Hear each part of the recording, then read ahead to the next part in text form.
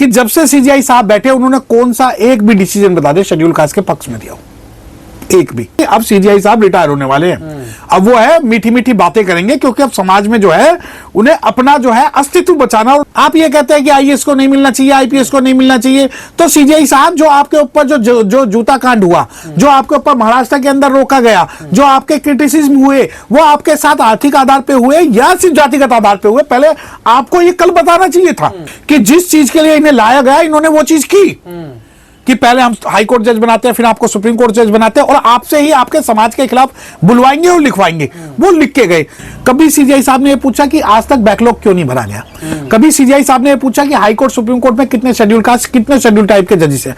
कभी सीजीआई साहब ने ये पूछा कि जो फिल्में हैं, जो मंदिर हैं, जो क्या सीजीआई साहब ने ये बात कही कि कब तक हमारे लोगों को घोड़ी पे चढ़ के मारा जाएगा? जब वो चढ़ते हैं, कब तक हमारे लोगों को मंदिर में जाने पे मारा जाएगा? कब तक हमारे लोगों को मूछे रखने पे मारा जाएगा? कब तक हमारी बहन बेटियों का बलात्कार होता रहेगा? कब तक हमें जाति सूची गाली देते रहेंगे? और जो लोग आरक्षण का विरोध करते हैं, जो SC ST एक्ट का विरोध करते हैं, जो संविधान का विरोध करते हैं, जो संपूर्ण शेड्यूल कास्ट का विरोध करते हैं, उसके लिए क्या कोई गाइडलाइन फ्रेम आपने की? कि जितना नुकसान सीजीआई गवई साहब मेरे नजर में इस आरक्षण के कॉन्सेप्ट को लेकर करके गए हैं, इतना शायद किसी ने नहीं किया। और व्यक्तिगत तौर पे मैं ये मानता हूं कि सीजीआई साहब को ये समाज शायद कभी माफ भी नहीं करेगा। मुझे सीजीआई साहब के व्यक्तिगत ओपिनियन का कोई लेना देना नहीं है कि वो व्यक्तिगत क्या कहते हैं कि आईएएस को मिलना चाहिए, आईपीएस को मिलना चाहिए या क्रीमी लेयर होना चाहिए। नहीं, देखिए सीजीआई साहब की ड्यूटी यह है कि वो संवैधानिक पद पे बैठकर संवैधानिक भाषा का उपयोग करें। ना तो वो बाबा साहब से बड़े, ना वो संविधान से बड़े, ना ही वो कानून से बड़े, ना ही वो पार्लियामेंट से बड़े, और ना ही वो कॉन्स्टिट्यूशनल असेंबली से बड़े।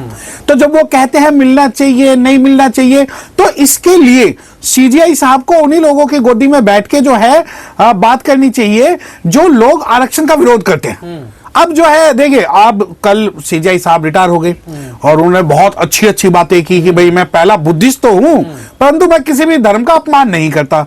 मैं बुद्धिस्ट तो हूं, लेकिन मैंने गहराई से किसी चीज का अध्ययन नहीं किया, और जो है मुझे सभी लोगों का सम्मान करना चाहिए, आरक्षण उन लोगों को मिलना चाहिए जिनकी जरूरत है। देखिए अगर व्यक्तिगत तौर पे सीजीआई साहब के जो विचार सुनने की अगर बात है, तो वो पॉडकास्ट पे जाके बात करें, संवैधानिक रूप से नहीं। आप मुझे बताएं कि जब से सीजीआई साहब बैठे उन्होंने कौन सा एक भी डिसीजन बता दे शेड्यूल कास्ट के पक्ष में दिया हो, एक भी। मैं बिल्कुल ये कहता हूं कि ना भी दे शेड्यूल कास्ट के पक्ष में, लेकिन संवैधानिक रूप से तो दे। मैं ये नहीं कहता कि कोई भी CGI, chief justice of India, जो चाहे दिल्ली के हो या सुप्रीम कोर्ट के हो, किसी भी पद पे बैठे, मैं ये नहीं कहता कि वो ब्लाइंडली शेड्यूल कास्ट को फॉलो करे या ब्लाइंडली शेड्यूल कास्ट या बुद्धिस्ट लोगों के पक्ष में कोई भी डिसीजन दे, मत दे, परंतु संविधान के हिसाब से तो देंगे। जब देखिए, एक मैंने आपसे कई बार सभी चैनलों के माध्यम से कहा कि अब सीजीआई साहब रिटायर होने वाले हैं, अब वो है मीठी मीठी बातें करेंगे, क्योंकि अब समाज में जो है उन्हें अपना जो है अस्तित्व बचाना, और उन्हें ये दिखाना है कि इस भारत के अंदर अगर कोई क्रांतिकारी जज पैदा हुआ है तो सीजीआई चीफ जस्टिस साहब है। तो उन्होंने तो कल भी कहा कि समाज में मेरी बड़ी आलोचना हुई है, मेरे फैसले को लेकर देखिए बड़ा विरोध हुआ है। नहीं, हमने भी विरोध किया और आज भी हम खुल के विरोध करेंगे, क्योंकि सीजीआई साहब ने जो परिपाटी आगे बढ़ाई है, आप ये देखिए कि आजादी के 70 सालों में किसी सीजीआई में इतनी हिम्मत नहीं हुई कि वो संवैधानिक व्यवस्था के खिलाफ खुल के बोले। और ये जो बोलते हैं कि नहीं मैं व्यक्तिगत रूप से, आप एक बार बताएं, आप ये कहते हैं कि आईएएस को नहीं मिलना चाहिए, आईपीएस को नहीं मिलना चाहिए, तो सीजीआई साहब जो आपके ऊपर जो जूता कांड हुआ, जो आपके ऊपर महाराष्ट्र के अंदर रोका गया, जो आपके क्रिटिसिज्म हुए, वो आपके साथ आर्थिक आधार पे हुए या सिर्फ जातिगत आधार पे हुए, पहले आपको ये कल बताना चाहिए था। या मैं आपसे गुजारिश करता हूं, इन फ्यूचर आप कभी भी कोई पॉडकास्ट दें, इन फ्यूचर आप कोई भी स्टेटमेंट दें, इन फ्यूचर आप कोई भी बात करें संवैधानिक रूप से, तो आपको 3 चीजें बतानी है मुझे कि क्या जब सुप्रीम कोर्ट के अंदर आपके ऊपर जब हमले की कोशिश हुई, आपने उस व्यक्ति को छोड़ा क्यों? क्या इससे पूरी जो न्यायपालिका, उसकी मान सम्मान और प्रतिष्ठा का जो है अपमान नहीं हुआ? दूसरी बात, जब आपको महाराष्ट्र के अंदर नहीं जाने दिया गया। तीसरी बात, जब सारे मीडिया चैनलों ने आपके खिलाफ एक मोफ वीडियो चलाई। चौथी बात, दिल्ली हाई कोर्ट में भी रिट पिटीशन हुई, आपके सामने भी रिट पिटीशन हुई, और आपने ओपन हार्टेड बोल के ये बोल दिया कि नहीं इन चीजों को भाव नहीं देना। क्यों भाव नहीं देना?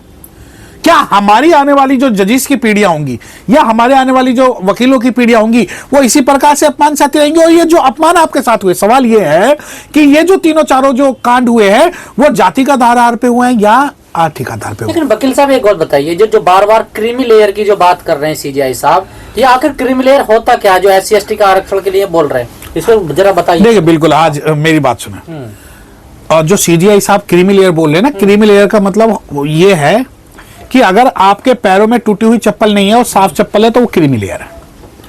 अगर आपके कपड़े फटे हुए नहीं हैं और आपके कपड़े साफ है तो वो क्रीमी लेयर है। आपके ऊपर अगर घर पे छत है, चाहे वो 10 गज की हो, तो आप क्रीमी लेयर हो। तो क्रीमी लेयर की परिभाषा ये है इनकी नजरों में कि जो टूटे फूटे घरों में टूटी हुई चप्पल पहन के जो नहीं पढ़ रहा, और जो आज भी मजदूरी का काम कर रहा, वो क्रीमी लेयर नहीं है, बाकी सब जो है क्रीमी लेयर है। अब क्रीमी लेयर का आधार क्या कि जो व्यक्ति 3 लाख से ऊपर कमा रहा वो क्रीमी लेयर है।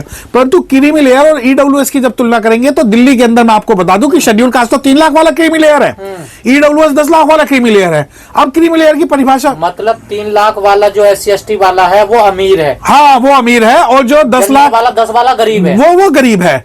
तो शेड्यूल कास्ट के जो बच्चे होंगे जिनकी आय 3 लाख से ज्यादा है, परिवार की, एक व्यक्ति की नहीं, वो जो है उसे जो है स्कूलों में एडमिशन नहीं मिलेगा। अब आ जाओ कि क्रीमी लेयर की परिभाषा। देखिए अब बहुत सारे जजेस आते हैं, अगर मैं कॉन्स्टिट्यूशनली बात करूं तो संविधान में कहीं भी क्रीमी लेयर का वर्ड नहीं है, कहीं भी संविधान में एक लिमिट नहीं है 50% की। कुछ जजेस बैठते हैं, वो जजेस इंदिरा साहनी के मामले का डिसीजन करते हैं, ओबीसी आरक्षण की बात करते हैं, उसे शेड्यूल कास्ट पे थोप देते हैं, और जब सीजीआई गवाही साहब आते हैं वो कहते हैं नहीं, क्रीमी लेयर जो है SC/ST में होना चाहिए। भाई मैं खुल के, आप मुझे होना चाहिए क्या? उन्होंने तो वर्गीकरण में या जजमेंट भी दे रखा है। देखिए उन्होंने जजमेंट वर्गीकरण में इसलिए दिया क्योंकि जिस चीज के लिए आप उन लोगों की एक वो देखिए स्थिति कि जिस चीज के लिए इन्हें लाया गया इन्होंने वो चीज की कि पहले हम हाई कोर्ट जज बनाते हैं, फिर आपको सुप्रीम कोर्ट जज बनाते हैं, और आपसे ही आपके समाज के खिलाफ बुलवाएंगे और लिखवाएंगे। वो लिख के गए, परंतु कल एक बात कहते हैं कि नहीं, मेरे ओपिनियन में जो है क्रीमी लेयर नहीं होना चाहिए। आप देखिए, एक क्रीमी लेयर कोई छोटा कॉन्सेप्ट नहीं है, बिल्कुल। क्रीमी लेयर एक बहुत बड़ा कॉन्सेप्ट है और मैं व्यक्तिगत तौर पे ये मानता हूं। तो क्या वकील साहब सीधा सीधा ये समझाया क्रीमी लेयर का मतलब ये है सीधे आधार पे, सरल शब्दों में, कि आर्थिक आधार पर रिजर्वेशन? ना ना ना ना ना ना, ये आप बिल्कुल बदल दो इस भाषा को। आपने कहा आर्थिक आधार पर रिजर्वेशन, रिजर्वेशन का आर्थिक आधार नहीं, इनका कहना यह है कि जो शहरों में रह रहे हैं या जो रोटी खा रहे हैं वो क्रीमी लेयर है। मतलब आर्थिक आधार ही ना ना, वो भी आर्थिक नहीं है। यार मुझे एक बात बताएं, देखिए वो आर्थिक आधार भी नहीं है। एक मैं आपको दिल्ली मैं चैलेंज कर रहा हूं आपके चैनल के माध्यम से, और I am ready to face any defamatory action against me, कि दिल्ली के प्राइवेट स्कूलों में जो ईडब्ल्यूएस कैटेगरी और डीजी कैटेगरी की जो सीटें भरी गई है, अगर आप उनका वेरिफिकेशन करवाएंगे तो उसके अंदर 90% जो लोग हैं वो करोड़पति मिलेंगे आपको। तो रिपोर्ट भी है इसमें, तो बड़ी धांधली। नहीं, अब वो धांधली मैंने ये बात क्यों बोली कि जो आर्थिक आधार तो 200 रुपए में सर्टिफिकेट बना सकते हो आप मर्सिडीज से उतर के जाते हो, एसडीएम साहब से कहते हो जी मेरी स्थिति है, वो आपको आर्थिक आधार पे जो है एक बना के दे देंगे। नहीं भाई, आप SC और ST का जो रिजर्वेशन है वो आर्थिक आधार पे है क्या? नहीं, बिल्कुल नहीं है, ना था ना है। और जो जब हम बात करते हैं, देखिए SC/ST OBC का जो OBC के अंदर भी ये लेके आए कि नहीं हम आर्थिक आधार पे करते हैं। आप मुझे बताएं कि एक वर्ड है सोशियो एजुकेशनली बैकवर्डनेस, जो संविधान जब बात करता है सामाजिक और आर्थिक रूप से जो पिछड़े लोग हैं, सामाजिक के साथ साथ जो है एजुकेशनली बैकवर्डनेस जो है वो ज्यादा मायने रखती है, ना कि इकोनॉमी। अब जब बात आती है कि भाई क्रीमी लेयर का मतलब क्या, क्रीमी लेयर का मतलब ये है कि सरकारी नौकरियों में क्लर्क और चपरासी के पदों पे आने वाले जो 2% लोग हैं उनके खिलाफ ये मुहिम है। ना तो बड़े लेवल पे कोई आरक्षण का प्रावधान, ना हायर एजुकेशन में कोई प्रावधान, और जहां तक बात है कि जैसे हाई कोर्ट, सुप्रीम कोर्ट, फिल्में वगैरह, इनमें कोई आरक्षण का प्रावधान नहीं है। परंतु क्रीमी लेयर के नाम पे जो हमारा 3rd क्लास का वर्ग जो तैयारी कर रहा है उसको एक्सक्लूड करने की बात है। पर यह भाषा तो RSS बोलता ना कि आर्थिक आधार क्रीमी लेयर होनी चाहिए, क्या उसी भाषा को दोहरा रहे हैं सीजीआई? नहीं, हाँ, अम्बेडकरवादी कहते हैं ना, देखिए मेरी बात सुनिए, अगर कोई भी व्यक्ति ये कहता है, या मैं सीजीआई साहब की भी मैं बात करूं, और मैं सीजीआई साहब भी इसलिए बोल रहा हूं क्योंकि समाज के व्यक्ति हैं तो उनको को मुझे सम्मान करना मेरी जो है मोरल एक बाउंडेशन है कि जो आर्थिक आधार की जहां तक बात है, आरएसएस सीजीआई साहब का जो बैकग्राउंड है, वो सीजीआई साहब कहते हैं मैं गरीब परिवार में पढ़ा हूं, मैं ये हुआ है और मैंने बड़ी आर्थिक मजबूरियां देखी है, वो बिल्कुल गलत है। सीजीआई साहब एक मजबूत फैमिली से रहे हैं, इनके पिताजी इनकी मम्मी जो सक्रिय रूप से राजनीति में रहे हैं, कांग्रेस से है ना रहे हैं, तब वो आ पाए हैं। क्या सीजीआई साहब ने कभी ये पूछा आपने कभी भी अपने टेन्योर में कि कितने शेड्यूल कास्ट की, मैं क्रीमी लेयर की बात कर रहा हूं, अगर सीजीआई साहब ये कहते हैं कि शेड्यूल कास्ट की कुछ जातियां का मतलब जैसे चमार हो गया, महार हो गया और कुछ इलाकों में वाल्मीकि समाज भी हो गए, पासवान हो गए, मीना हो गए, इनको एक्सक्लूड कर दो।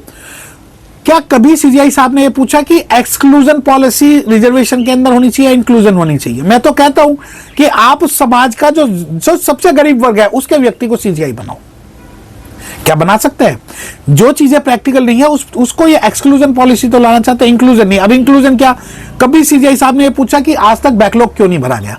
कभी सीजीआई साहब ने ये पूछा कि हाई कोर्ट सुप्रीम कोर्ट में कितने शेड्यूल कास्ट, कितने शेड्यूल टाइप के जजेस हैं? कभी सीजीआई साहब ने ये पूछा कि जो फिल्में हैं, जो मंदिर है, जो इंस्टीट्यूशनल एजुकेशनल जो व्यापार है, जो बिजनेस है, उसके अंदर क्या कहीं पे भी रिप्रेजेंटेशन हुआ? कहीं भी रिप्रेजेंटेशन रिजर्वेशन से बिल्कुल अलग कॉन्सेप्ट है। एक अमेरिका के अंदर आप ये देखिए कि जब आप यूएस की या यूरोप की फिल्में देखते हैं तो वहां पे एक ब्लैक हीरो बसता तो एक व्हाइट बसता है, वहां पर जो विलेन एक ब्लैक है तो एक व्हाइट होगा। ये मल्टी डाइवर्सिटी कॉन्सेप्ट होता है। मल्टी डाइवर्सिटी कॉन्सेप्ट मतलब हर जगह जो अगर एक ऑफिस होगा, एक एशियन होगा, एक अफ्रीकन होगा, एक लैटिन अमेरिकन होगा, एक अमेरिकन होगा, एक यूरोपियन होगा, ये रिजर्वेशन का सही फॉर्म है। परंतु यहां रिजर्वेशन का मतलब सरकारी नौकरी मान लिया और अब जब जैसे कि आर्थिक आधार पर बात करते हैं, क्या सीजीआई साहब ने यह बात कही कि कब तक हमारे लोगों को घोड़ी पे चढ़ के मारा जाएगा? जब वो चढ़ते हैं, कब तक हमारे लोगों को मंदिर में जाने पे मारा जाएगा? कब तक हमारे लोगों को मूछे रखने पे मारा जाएगा? कब तक हमारी बहन बेटियों का बलात्कार होता रहेगा? कब तक हमें जाति सूची गाली देते रहेंगे? जो लोग आरक्षण का विरोध करते हैं, जो SC ST एक्ट का विरोध करते हैं, जो संविधान का विरोध करते हैं, जो संपूर्ण शेड्यूल कास्ट का विरोध करते हैं, उसके लिए क्या कोई गाइडलाइन फ्रेम आपने की? देखिए, जैसे कि मैं खुल के कह रहा हूं कि जितना नुकसान सीजीआई गवई साहब मेरे नजर में इस आरक्षण के कॉन्सेप्ट को लेकर करके गए हैं, इतना शायद किसी ने नहीं किया। और व्यक्तिगत तौर पे मैं ये मानता हूं कि सीजीआई साहब को ये समाज शायद कभी माफ भी नहीं करेगा।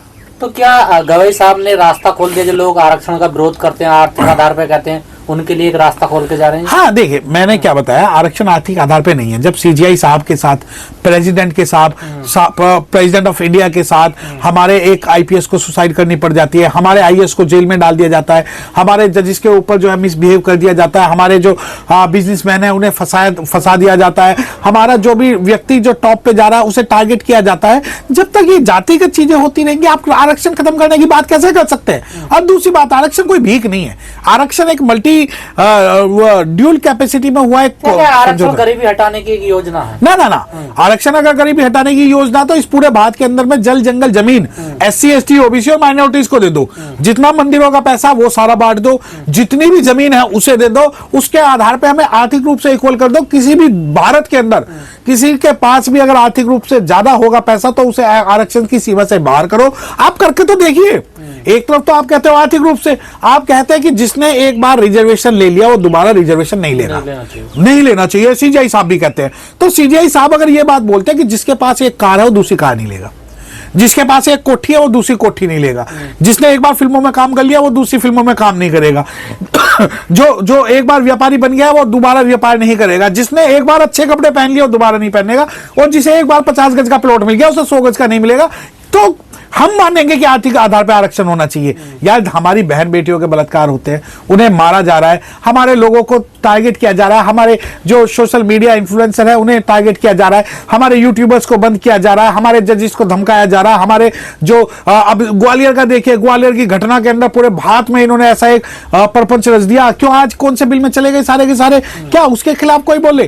तो ये बहुत सारा कॉन्सेप्ट है जिसके अंदर ये समझना पड़ेगा कि सीजीआई साहब का व्यक्तिगत हमें ओपिनियन नहीं लेना था, सामाजिक रूप से, संवैधानिक रूप से, कानूनी रूप से और पार्लियामेंट के रूप से हमें लेना कहने था। मतलब ये है, शोषण जो होता है वो आर्थिक आधार पर नहीं, जाति के आधार पे होता है। होता था, होता है, और जब तक कुछ घटिया मानसिकता के लोग इस समाज में भेदभाव करते रहेंगे ये होता रहेगा। क्योंकि आर्थिक रूप से एक चीज और मैं आपको बता दूं कि भारत के अंदर जो जातिगत अत्याचार है वो आर्थिक आधार पे नहीं होता, सामाजिक आधार पे होता है। और आज भी बच्चों तक के अंदर में मन में ये चीजें हैं कि हम जो है जाति से श्रेष्ठ है। आप ये देखिए कि यूट्यूब और उसके अंदर बहुत सारी चीजें जो है सिर्फ जातिगत घृणा को बढ़ाने के लिए की गई।